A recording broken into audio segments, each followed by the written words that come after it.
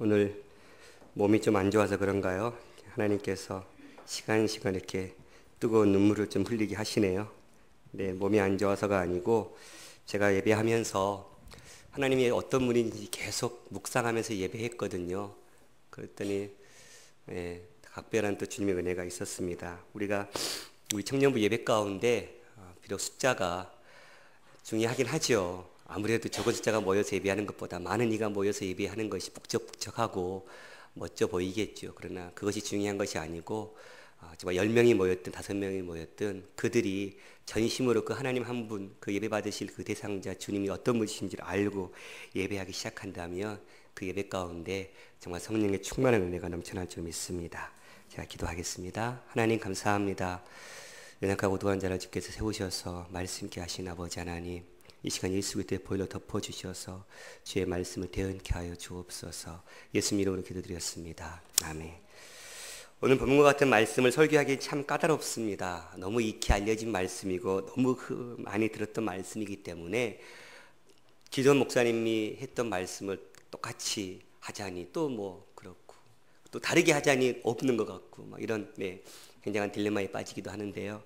오늘 본문에 나오는 일곱명의 기적은 예수님 기적 중에 유일하게 사복음서에 동일하게 기록된 그 기적 가운데 하나입니다.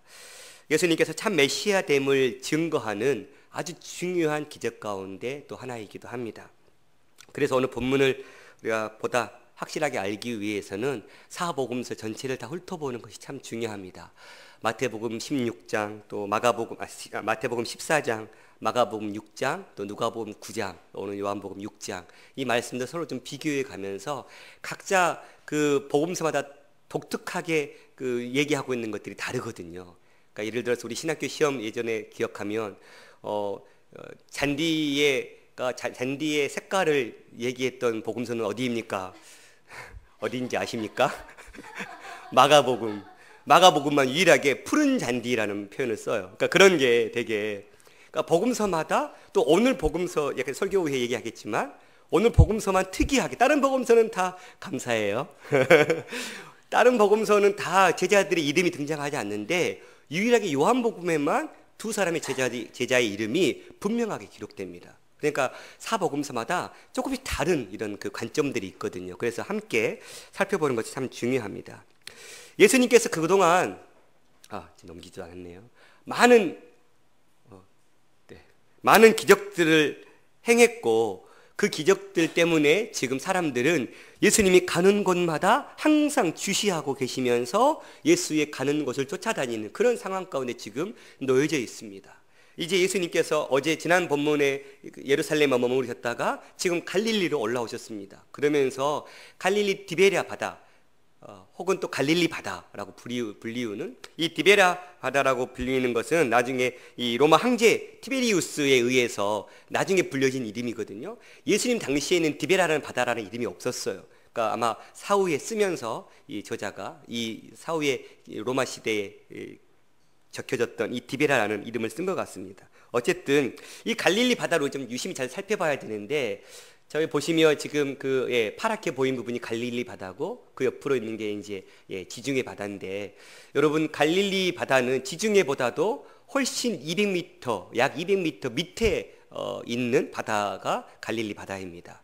그러니까 당시에 어떤 그 한일 자동 펌프 이런 게 없는 상황에서 200m 밑에 있는 물을 끌어서 그것을 이용한다는 것은 불가한 일이었죠. 그런데 나일강의 그 애굽은 그냥 그 강과 수면이 거의 같았기 때문에 그냥 퍼다 쓰기가 참 쉬워서, 그리고 그 나일 강물은 사시사철 마르지 않는 강물이었습니다.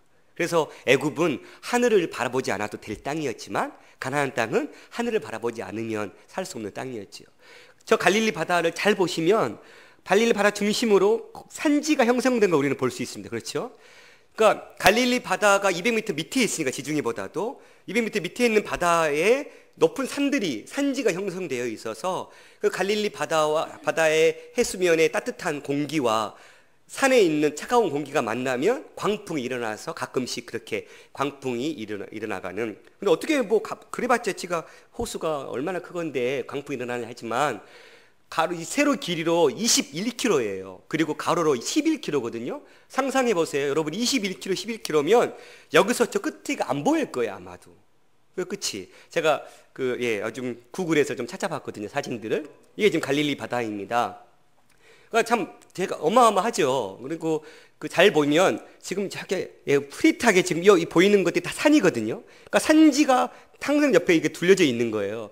그래서 제가 웃긴 사진 하나를 찾아내면서 저희 청년부가 언제 저런 사진 좀 찍어볼까. 2004년 만민 성결 중앙교회인가 한 교회가 갈릴리 바다 배를 빌려가지고 지금 막 이렇게 사진 찍고 네, 예, 좀 우리 이 프레젠테이션 우리 좀 저걸 좀 바꿔야 되는데 너무 흐릿하게 나와가지고 언제 우리 청년부가 갈릴리 바다에서 저 배 한 척 빌려가지고 사진 찍을 날이 언제 올지 모르겠지만 네, 굉장히 아멘 하시는 분도 있습니다. 네, 예, 저렇게 그 관광 가면 저기 큰 배가 갈릴리 바다를 저렇게 운행하면서 예수 그리스도의 그 행적들을 이렇게 살펴주는 것 같습니다. 네, 이 유일한 이 바다, 이 갈릴리 바다에 군중들이 모였습니다. 오랜 시간 동안에 이 갈릴리 바다 근처 들판에서 복음을 전하는데, 여러분 이런 복음 그 장면들을 떠올릴 때마다 어떻게 지금 오늘 남자만 5,000명이라고 그랬거든요. 그럼 당시 사회상에서는 여자와 어린아이들은 인구수에 포함하지 않았으니까 아마 어린아이와 여자들을 포함하면 지금 우리 청년부만 봐도 형제보다 여자가 훨씬 더 많거든요, 자매가. 그러니까 그 당시에도 아마도 열심히 특심인 자매들이 훨씬 더 많았다고 생각하면 수만 명의 사람들이 아마 군집했을 거예요. 또 엄마들도 학구열 뛰어나잖아요. 자식들 분명히 데리고 갔을 거예요. 이게 참 우리 정준기 목사님하고 이렇게 설교 나눔하면 추측하는 걸 별로 하지 말라고 하시는데 추측하는 것도 재미있잖아요, 어쨌든. 그러니까 최소한 2, 3만 명이 모였을 것 같아요. 그러면 그 2만 명 정도가 모여 있는 적게 잡아도 10,000명 이상 모여 있었겠는데, 그들에게 예수께서 복음을 가르치는데 수시간 동안 어떻게 그 복음이 그 많은 사람들에게 들릴까? 학성기도 없는 시대 가운데 많은 학자들이 이것들을 연구하면서, 물론 첫 번째는 예수님께서 죽은 사람도 살린 주님께서 이까이 거 못하겠어요. 그러니까 물론 믿음으로 보면 다 그냥 아멘이죠. 그러나 그 산지에서 불어오는 바람을 타고 바람이 해변가로 불러올 때 말씀하기 시작하면 바람을 등지고 주님께서 말씀하시는 거예요. 오늘 편을 보면 산 위에 올라가 계세요, 주님께서. 산 위에 계시고 지금 군중들은 그 들판에 앉아 있는 거예요. 그러니까 산 위에서 내려오는 바람 따라 예수의 말씀이 지금 퍼져가고 있는 거죠. 어쨌든 그런다 할지라도 이건 기적 없이는 이루어질 수 없는 일일 줄 믿습니다. 어쨌든 그렇게 수만 명이 모인 그 상황 속에서 주님은 말씀하고 있습니다. 그런데 다른 복음서에 보면 이미 지금 저녁때가 다 지나가고 있어요.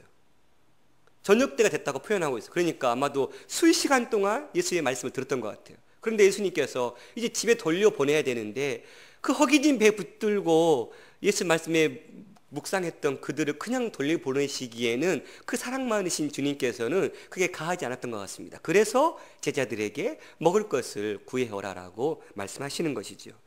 요한복음에만 유일하게 그 구체적인 제자들의 이름이 등장하는데 그게 바로 빌립입니다. 빌립에게 주님 말씀하십니다. 우리가 어디서 떡을 사서 이 사람들을 먹이겠느냐? 여러분 주님의 말씀을 잘 보십시오. 우리가 어디서 떡을 사서 이 사람을 먹이겠느냐? 주님은 뭘 말씀하셨습니까? 어디에 가서 떡을 구해오겠느냐라고 말씀하셨지만 빌립의 대답은 어디에 가면 먹을 수 있습니다가 아니라 200데나리라는 돈이 필요합니다 라고 대답하고 있어요. 그러니까 맞지 않는 대답을 하고 있거든요. 그러면서 빌립은 무엇을 얘기합니까? 이 빌립은 베세다 출신이거든요. 아까 그 사진을 보면 베세다가 갈릴리 바다의 이쪽이 지금 베세다거든요. 그리고 지금 이 부분이 디베랴거든요. 그러니까 디베랴 건너편 어디쯤일 것 같은데 이 지금 빌립의 고향이 베세다예요. 그러니까 아마도 많은 또 학자들은 이 들판이 베세다 근처에 있을 것이다라고. 왜냐하면 디베랴 건너편이 이렇게 거라사가 될 수도 있지만 이렇게 보면 베세다 될 수도 있거든요. 그러니까 건너편 어딘지를 확실히 모르나 빌립의 출신이 베세다 출신이고 그 출신 지역에 있는 제자인 빌립에게 어디 가서 떡을 사올 수 있겠느냐라고 물었을 때는 아마도 베세다의 고향인 그 빌립에게, 아마 빌립은 여러분 고향 생각하면 대충 어디가 뭐가 있는지 딱 아시잖아요. 그러니까 아마 아셨던 빌립에게 주님은 물으신 거예요. 그런데 베드로는 이 빌립은 이 주님의 말씀 앞에 신앙적인 반응을 보이기보다는 세상적인 반응을 보이고 있는 것이지요. 신앙적인 판단보다는 인간적인 계산을 앞세우고 있습니다. 주님의 능력을 생각하지 못한 채 자기가 잘 알고 있는 떡집이 어디 있는지를 먼저 떠올랐고 그 떡집에 가서 이 떡을 살려면 얼마의 돈이 필요한가를 계산했던 것이죠. 그리고는 200데나리온입니다 라고 아주 정확하게 계산을 뽑아냅니다. 일반적인 용법에서 우리가 시험이라는 이 단어, 페이라조라는 단어인데요. 이 단어는 시도하다 또 혹은 시험하다라고 번역할 수 있는데 영어로는 테스트 혹은 트라이이거든요. 그러니까 이것은 결코 이 시험을 통해서 그 사람을 낭망하게 하거나 유혹하게 하는 템테이션이 아닌 말 그대로 그 사람의 신앙을 더 견고히 세워주고 돈독하기 위한 시험이라는 것이지요. 예수님은 지금 빌립에게 아주 막 빌립의 머리를 쥐어짜서 주님 나에게 왜 이러십니까? 이런 그 고통을 안겨주기 위함이 아니었고 빌립의 신앙의 눈을 더 띄워주고자 원했던 것이지요. 그런데 그는 그 마음을 알지 못한 채 철저하게 인간적인 계산만을 하고 있는 것입니다. 왜요? 이제껏 빌립은 주님과 함께 동행했고 수많은 복음의 기적들을 그는 직접 그 두 눈으로 목도했을 것입니다. 그렇지 않았겠어요? 많은 사람들을 살리고 많은 병자를 살리고 예루살렘에서 그렇게 돈 바꾸는 자들의 상을 엎어버리셨던 그 권능을 행하셨던 그 주님을 바로 자기 앞에 눈에서 봤던 그입니다. 그런데도 불구하고 그 기적을 베풀었고 능력의 손으로 베풀었던 그 주님을 바라보지 못한 채 인간적인 계산만 하고 있는 것이죠. 우리도 이 빌립과 다른 바가 없지요. 우리도 어떤 문제가 우리 앞에 딱 닥치면 뭐부터 하는 거예요? 계산, 머리부터 딱 돌리죠. 이거 어떻게 처리해야 되나? 그러니까 무슨 우리 앞에 어떤 일이 딱 닥쳤을 때 주께서 이 일을 왜 주셨을까? 이것을 통해서 우리가 무엇을 깨닫게 하기를 원하실까를 먼저 묻는 것보다는 그 일을 해결하기 위한 방안과 방책들을 빨리 머리 굴리는 게 우리죠. 그러니까 항상 인간적인 계산이 앞서는 것이 바로 우리입니다. 두뇌 이전이 빠른 이 빌립은 결론적으로 200데나리온은 우리가 알다시피 한 데나리온은 노동자 하루의 품삯이잖아요. 그러면 지금의 시세로 10만 원이다 그러면 2천만 원 돈이에요. 그 사람들 다 먹이려면 그럼 5만 원만 잡아도 1천만 원이라는 돈이 필요하거든요. 적은 돈이 아니죠. 그러나 빌립만이 이 계산을 해냈을 것 같아요. 아주 교묘하게 이 계산을 딱 해냈거든요. 그에게는 이 건전한 이해력은 있었으나 신앙은 없었던 것 같습니다. 물론 빌립뿐이었겠어요. 다른 제자도 마찬가지였겠죠. 그러나 다른 제자들은 이것을 계산해낼 수 있는 그런 그 순발력도 없었겠죠. 그는 일찍이 예수님의 이적들을 경험하고 보았습니다. 그럼에도 불구하고 이 필요한 이때에 신앙적으로 이 문제를 접근하지 못하고 있는 것이 우리에게 주는 교훈입니다. 아이러니하게도 사람들은 이렇게 주님의 권능을 맛보았음에도 불구하고 자주 이것을 잊어버린다는 거예요. 여러분 그렇지 않아요? 지금까지 살아오시면서 하나님 여러분은 어떤 손길로 여러분 붙들어 주셨어요. 그런데 그걸 싸그리 잊어버려요. 그리고는 또 다른 문제가 다가오면 또다시 똑같은 지난날의 과거의 모습처럼 또 원망과 불평을 쏟아내기 시작해요. 과거에 어떻게 하나님께서 이끄셨고 인도하시는지를 싸그리 잊어버리고 정말 순진하게 하나님 앞에 처음 당한 일처럼. 네. 근데 이게 저와 여러분의 모습이에요. 이게 제자들의 모습이었습니다. 하나님의 능력을 의심하며 빌립처럼 세상적인 계산으로 하나님께 항의한 적 없으십니까? 우리 너무나 많습니다. 저는 너무나 많습니다. 우리 아내가 늘 제게 하시는 말씀. 나에게 목사가 되어달라. 네. 내 앞에서 목사가 되어달라. 네. 항상 하시는 주의 말씀처럼 내 가정의 목사가 되어달라. 내 앞에서 목사가 되어달라거든요. 그건 정말 중요한 거예요. 내가 가장 나를 잘 아는 아내 앞에서조차도 목사의 삶을 살지 못한다면, 물론 제가 뭘 보여주기 위해서 목사 사는 거 그건 정말 중요하지 않죠. 내 삶이 그냥 아이고 저놈은 참 그냥 목사구나 이게 나와야 되겠죠. 그걸 원하는 거겠죠. 근데 제가 이 계산이 빠르거든요.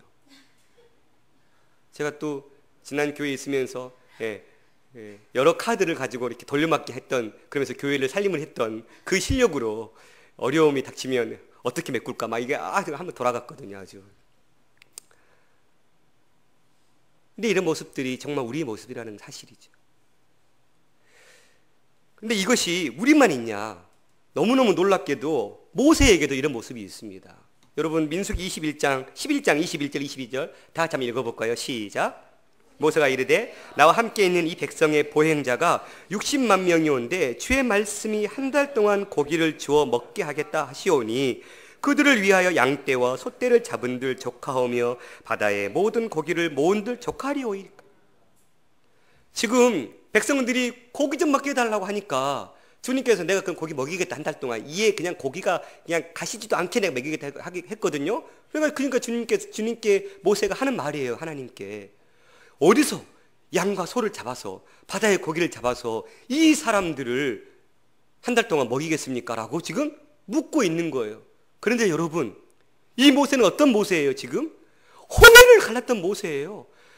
하나님께서 주셨던 그 지팡이를 가지고 불기둥과 구름기둥 가운데 수많은 기적을 베풀면서 이적을 베풀면서 살아왔던 모세예요. 남한테 들은 게 아니고 자기가 직접 경험했어요. 그 하나님의 살아계심을. 얼마나 10가지 재앙으로 바로를 꼼짝하게 못하게 만드는 것들을 그는 직접 그 두 눈을 통해서 목도했단 말이에요. 애굽의 모든 태생은 다 멸망의 죽음을 맞이했지만 그 문설지에 피를 바른 이스라엘 백성들은 다 패스오버했던 그 경험을 했던 모세란 말이에요. 그리고 매일매일 주어지는 만나를 맛보았던 그들이란 말이에요. 그런데 모세는 그 과거에 또 지금껏 인도하셨던 하나님은 또 싹을 잊어버린 채 어디서 고기를 잡고 어디서 물고기 가져와가지고 이 사람들 한 달 동안 먹이겠습니까? 라고 지금 원망을 쏟아내고 있는 거예요. 오늘날 이 빌립과 모세의 계산이 교회를 지배하고 있습니다. 많은 교회가 무슨 일을 앞두면 머릿수를 세기 시작해요. 장로 몇 명, 권사 몇 명, 집사 몇 명. 아, 그러면 몇 명이구나. 아, 장로한테 1,000만 원, 권사한테는 500만 원, 집사한테 100만 원, 성도들한테는 뭐 한 50만 원씩. 그러면 한 2억 모아지겠네? 이게 한국교회 실정이에요. 물질에만 그러느냐? 우리가 무슨 일꾼을 구할 때도, 헌신된 일꾼을 구할 때도 정말로 그가 푹 무르익어서 정말 하나님 앞에서 깨어지고 또 훈련받고 정말 이제 그냥 툭 찔러도 예수 이름이 나올 정도로 무르익었을 때 그 사람을 이렇게 일꾼으로 써야 되는데 형편을 못하다 보니까 아직 복음에 대해서도 알지 못하는 사람들을 막 교사로 세워놓고 이건 다 뭐예요? 인간적인 계산이거든요. 당장 숫자가 없어요. 근데 그걸 내가 하고 있어요, 여러분. 당장 사람이 없으니까 이 사람 저 사람한테 부탁해요. 잘 해내면 감사한데 못 해내면 더 죽게 만드는 거거든요. 이게 우리 인간적인 계산이에요. 없으면 그냥 주님 바라보고 그냥 가야 되는데 그렇지 못한다는 게 우리의 현실이라는 사실이라는 거예요. 감사하게도 우리 교회는 이런 일이 참 없지만 제가 청년 때 교회가 건축하는 일이 생겼거든요. 그러면서 청년들한테 목사님 오셔가지고 청년부 예배 때 설교하시고 그리고 예배 후에 한 사람 한 사람 만나셨어요. 그리고는 너는 500만 원, 너는 얼마 작정해라. 그래서 저 500만 원 작정했었어요. 저 그때 직장도 취직 안 한 상태였어요. 직장 취직하려고 서울 올라온 상태거든요. 아멘 하고 했어요. 그리고 겨우 100만 원인가 했어요. 아주 힘들게. 그리고 마음이 무거운 짐을 한순간 풀어주셨죠. 자원하는 마음으로 헌신하지 않는 거 괜찮다. 막. 나중에 또 중재 목사님 여기 왔는데도 막 자유롭게 아주 그냥. 근데 그게 현실이라니까요. 왜요? 계산이 안 나오거든요. 그러니까 인간적인 계산밖에 할 수 없어요. 제가 그런 계산 앞에 서 있거든. 예, 저를 질책하십시오. 정신 차리라고. 목사님 지금 뭐 하고 있냐고. 받아들이겠습니다. 네. 그리고 또 한 사람, 이 안드레라는 사람도 그 순간 도시락을 가진 아이를 데리고 옵니다. 그러면 어떤 또 설교학자들은 빌립과 안드레를 비교하면서 빌립은 아주 계산적인 사람, 안드레는 작은 아이 도시락을 가져와서 기대한 사람으로 이렇게 표현하고 있는데 그건 아닌 것 같아요. 왜요? 그 바로 후에 뭐라고 얘기하고 있어요?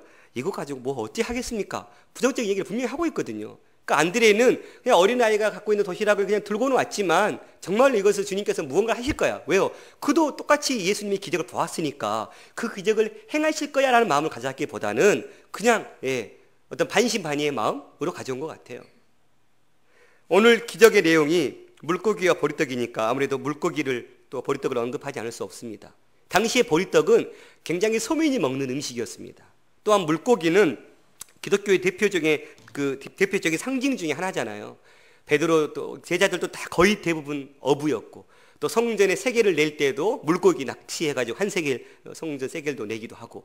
그러니까 참 물고기는 굉장히 기독교와 뗄래야 뗄 수 없는 그 상징 중에 하나인데, 특별히 그 물고기는 두 가지 단어가 쓰이는데, 크고 싱싱한 물고기는 이크투스라는 단어를 쓰고요.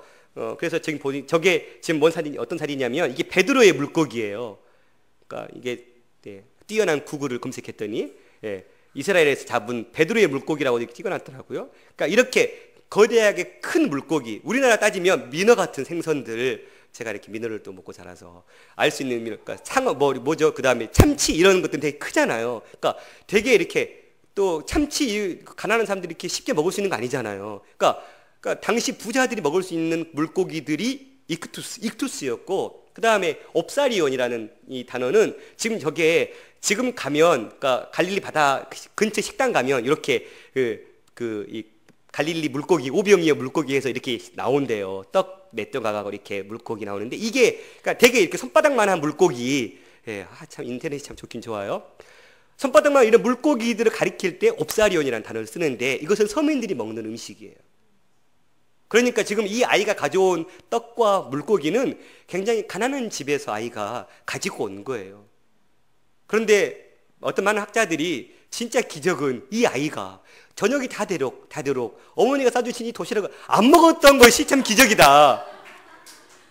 배고프면 먹어야 되는데 이게 진짜 첫 번째 기적이다, 이렇게 얘기하시기도 하더라고요. 모르겠어요. 어쨌든 그 아이가 먹지 않고 있었어요. 어쨌든 그래서 그 저녁 다 될 때 이 안드레가 그걸 가지고 온 거죠. 그러면 우리가 여기서 중요한 교훈을 얻게 되는데, 우리는 주님의 그 능력, 하나님의 그 손길을 맛보기 위해서는 반드시 자기의 희생이 필요하다는 거예요. 우리의 헌신이 필요하다는 거예요. 그런데 그 헌신과 그 희생이 큰 게 아니라는 게 중요한 것이죠. 정말 작은 헌신, 작은 섬김이 주님께 받으실 때는 아주 큰 축복으로 바뀐다는 사실입니다. 이 아이가 끝까지 도시락을 엄마가 싸준 거예요, 나 이거 안 먹으면 백발 죽어요, 이렇게 안 줬다면 어찌 오병이의 기적을 일으킬 수 있었겠어요. 오늘 울음과 웃음이 참 많이 있는 공존하는 예배네요. 그러니까 작은 아이가 그걸 마다하지 않고, 안드레가 그렇다고 해서 이거 상상이니까 되게 윽박지르면서 그걸 뺏었겠어요. 그러니까 어쨌든 이 아이의 그 드렸던, 그리고 또 중요한 것은 주님께 드릴 때는 헌신의 가치는 액수가 중요한 것이 아니라 비율의 문제라는 사실이죠. 이 작은 아이, 이 어린아이에게 있어서 이 지금 밥은 지금 자기가 갖고 있는 전부라고 얘기해도 과언이 아닐 거예요. 그러니까 마치 우리가 우리가 헌신하는 것들은 정말로 하나님은 가난한 사람에게도 전부를 원하시고 부자에게도 전부를 원하시는 사실입니다. 우리는 성전 연복에 두렙돈을 드린 과부의 이야기를 너무 잘 알고 있습니다. 정말 작은 그 두렙돈을 드렸지만 주님은 그 과부는 전부를 드렸다라고 칭찬하십니다. 그러니까 주님은 우리에게 있어서 우리의 전부를 원하시고, 우리의 정말 그냥 풍성하게 있는 것 가운데 조금 떼서 주는, 우리 아이들에게 야 좀 나눠 먹어 그러면 어떻게 줘요? 조금 뜯어가지고 끝에 거 이거 주잖아요. 그냥 크게 떠가 죽을 아이들은 진짜 몇 명 안 본 것 같아요. 꼭 나눠 먹으라 그러면 정말 끝에 조금 뜯어가지고 그거 줘요. 야 좀 더 줘 그러면 헤이씨 하면서 또 뜯어가지고 또 주고.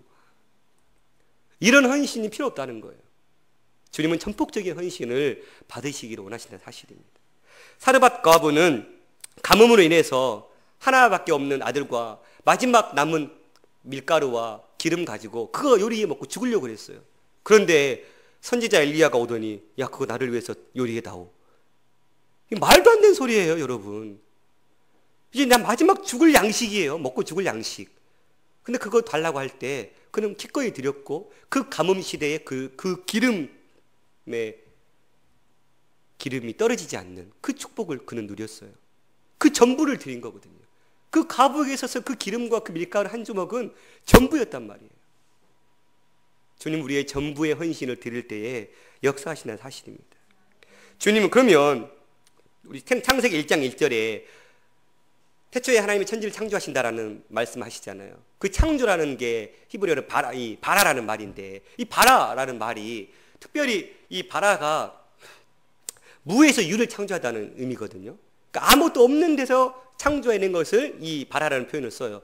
그런데 우리 주님은 그러면 그렇게 무에서 유를 창조하신 주님이라면 우리 이 작은 헌신, 작은 이거 없어도 충분히 하실 수 있는 분이시잖아요. 그런데 그런 주님께서 왜 우리에게 그 작은 유를 원하실까요? 그 눈이 우리가 강조하지만 주님은 저와 여러분을 자녀 삼으셨고 자녀된 우리와 함께 하나님의 나라를 꾸려가는 그 과정 속에 저와 여러분을 동역자로 부르셨다는 사실입니다. 하나님 혼자 모든 걸 다 감당할 수 있으신 분이에요. 하지만 그 일에 다른 누군가 아닌 나와 여러분을 부르셔서 나와 여러분의 헌신을 통해서 하나님은 일하시기를 기뻐하신다는 사실이에요. 그러니 그 하나님께 우리가 이 작은 것들을 정말 드리는 축복이 있었으면 좋겠습니다. 이 아이의 헌신은 우리로 하여금 작은 헌신이 얼마나 복된지를 가져다 주고 있습니다. 왜 그러냐면 이 아이가 바친 물고기는 이후에 이제 기독교 하면 자동차에 뒤에 뭐 붙어 있어요? 익투스, 물고기 상징 그림. 저도 예전에 많이 붙이고 다녔거든요. 티코 뒤에다가 딱 익투스, 네. 아벨라 뒤에다 익투스. 네. 나 기독교인이요 이거였거든요.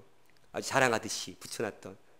근데 이 아이가 드렸던 것은 제가 아까 말했듯이 어떤 고기를 드렸어요? 옵사리온을 드렸어요. 작은 것 드렸단 말이에요. 그런데 주님은 그걸 뭘 받으셨어요? 익투스로 받았다는 얘기예요. 아이의 그 작은 헌신은 주님 받으셔서 놀랍게 큰 것으로 주님은 채우신다는 사실이에요. 원래 이 익투스라는 것은 예수 그리스도, 안 넘겼네요. 예수 그리스도, 하나님의 아들, 독생자, 하나님의 아들, 이 뜻이거든요. 구세주. 그러니까 그 앞에 첫자를 따서 이게 익투스가 되었는데, 작은 아이의 이 물고기를 주님 받으시고 그 물고기를 옵사리온이 아닌 익투스로 바꿔버린 이 주님의 능력, 그것이 저와 여러분이 주님께 드린 그 작은 헌신을 오늘도 사용하기 원하시고 그 작은 헌신을 통해서 그 옵사리온의 헌신을 익투스의 헌신으로 바꾸시기 원하시는 주님이라는 사실입니다. 어린아이 헌신처럼 우리도 헌신이 필요할 때가 있습니다. 그럴 때마다 주님, 내가 여기 있습니다. 나를 사용해달라고 고백했던 그 이사야의 고백이 저와 여러분의 고백이 될 수 있었으면 좋겠습니다. 그렇다면 또 한 가지 딜레마입니다. 오비영이어 사건을 통해서 어떻게 그러면 오비영이어를 통해서 그 수많은 사람들을 먹이셨을까? 어떻게 그 오비영이어가 배가가 됐을까? 여러분, 우리가 가나 혼인잔치를 생각할 때 언제 그게 물이 포도주로 바뀌었다고 생각해요? 연회장에 갖다 떠다 주어라 라고 했을 때 그 떠다주는 그 상황 속에서 바뀌었을 것이다 라고 뭐 이렇게 얘기해요. 그러나 우리 알 수 없어요. 그러나 마치 이것도 오늘 요한복음에는 나오지 않지만 다른 복음서에 의하면 푸른 잔디 위에 제자들이 말씀하십니다. 야, 50명 혹은 100명씩 무리지 않게 해라. 그러니까 여러분 생각해 보세요. 약 1만 명에서 2만 명 사이가 지금 그 무리들이 50명씩 100명씩 3, 3, 5 이렇게 모여서 지금 둘빙 둘러 앉아 있어요. 알다시피 우리 유대인들 식사할 때 한 척을 턱에 개고 이렇게 비스듬히 누워서 밥 먹잖아요. 그 광경이 어땠을지 참 대단하죠. 그러면 제자들은 뭐 하는 거예요 지금? 그들에게 지금 그 물이 지어 있는 곳에마다 예수님께서 이거를 기적을 베푸시는 순간 갖다 주는 거잖아요. 갖다 주고 오면 또 언제 갖다 주고 오면 이게 너무 이렇게 분주하게 갖다 주지 않았겠어요? 그러면 언제 이 떡이 계속해서 배가가 됐는지를 아마 제자들도 그게 아마 쉽게 보지 못했을 것 같지 않았을까라는 생각을 제가 해봤어요. 답이 아니고요. 그러니까 정말로 왜 그러냐면 정말 그 많은 사람들한테 주님께서 갖다 주라 했을 거 아니에요. 그러면 제자들은 땀 뻘뻘 흘리면서 왔다 갔다 이동하는 가운데 와서 보면 또 있고 갔다 오면 또 있고 그러니까 그런 상황이 있지 않을까라는 생각을 해보았습니다. 어쨌건 중요한 것은 무엇입니까? 이 말씀을 통해서 출애굽 당시에 광야에서 신령한 만나를 통해서 빠짐없이 하루도 먹이신 주님이시잖아요. 그 기적이 지금 이 갈릴리 주변 이 뜰에서 일어나고 있다는 사실입니다.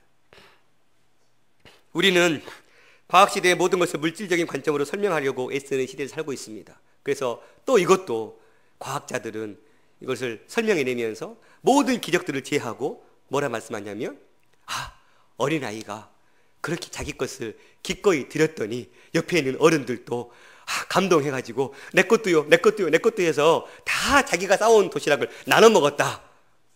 그럴싸하죠, 해석 이해하기에는. 그러나 우리 주님의 부활하심을 믿는다면, 부활하신, 죽음에서 살아계신 하나님께서 그까이 있고 오병이어가지고 그 수만 명 먹이는 것이 그 일이겠습니까? 우리는 너무 우리의 믿음과 예수님의 기적을 너무 동떨어지게 볼 때가 참 많다는 거죠. 천지를 만드시고 운행하시는 주님께서 지금 여러분의 삶 가운데 놓여져 있는 여러분이 할 수 없다 생각하는 그 기적과 같은 일들을 할 수 없는 분이시겠습니까? 아닙니다.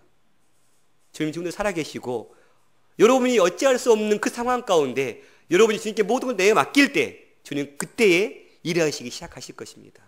여러분 스스로가 무언가 해보려고 애쓰고 노력하는 그때에는 주님은 결코 도와줄 수가 없습니다.